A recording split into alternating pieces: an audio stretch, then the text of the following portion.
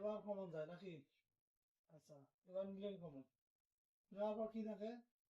Bieber C plus হচ্ছে B C বার নাকি? তাহলে বি বার সি বার থাকলো নাকি? প্লাস থাকলো বি সি। এটা সূত্র পড়ছে না এখন? এবার এই সূত্রটা মনে আছে? এক্সক্লুসিভ বি, এক্সক্লুসিভ বি এর পরিবর্তে সি আছে আর কি নাকি? হ্যাঁ, যোগ এটা B exclusive C, exclusive C plus A B exclusive C bar হয়। এবার বিবাহের সূত্রটা, তাহলে এখানে তোমরা একটা মান ধরে নিতে পারো, ধরি ধরি বি এক্সক্লুসিভ সি ইকুয়াল যে কোনো একটা মান, মনে করো পি ধরলাম, ঠিক আছে? তাহলে এবারের জন্য এবার লিখলেন এ বি এক্সক্লুসিভ সি এর জন্য কি লিখলেন? পি লিখলেন প্লাস এ পি তারপরে বার। আবার সূত্র হলো না এটা? কি সূত্র? এক্সক্লুসিভ বি, এক্সক্লুসিভ বি এর পরিবর্তে পি। এখন দেখো তো এটা এ এক্সক্লুসিভ এর এক্সক্লুসিভ পি এর মান কত?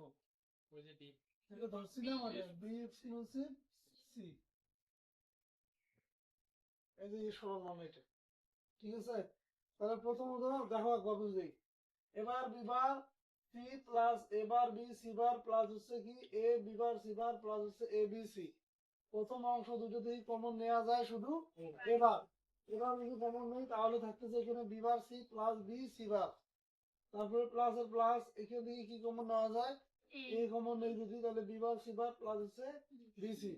তাহলে তোমরা জানো যে এবার বি প্লাস এ বি বারের সূত্র হচ্ছে এ এক্সক্লুসিভ বি প্লাস এর প্লাস এটা এ, এটাও সূত্র বসছে। এবার বি বার সমান কি লেখা যায়? এবার B bar plus B C সমান লেখা যায় এ এক্সক্লুসিভ বি তারপরে বার। এখন দেখো এগুলোর মান ধরছিলাম বি ইকুয়াল পি, তাহলে এবার তাহলে এই অংশটার পরিবর্তে পি লিখলাম প্লাস এর প্লাস এটা এ, বি এক্সক্লুসিভ সি এর বদল পি ধরছিলাম পি লিখলাম, উপরে যে বার ছিল এই বার।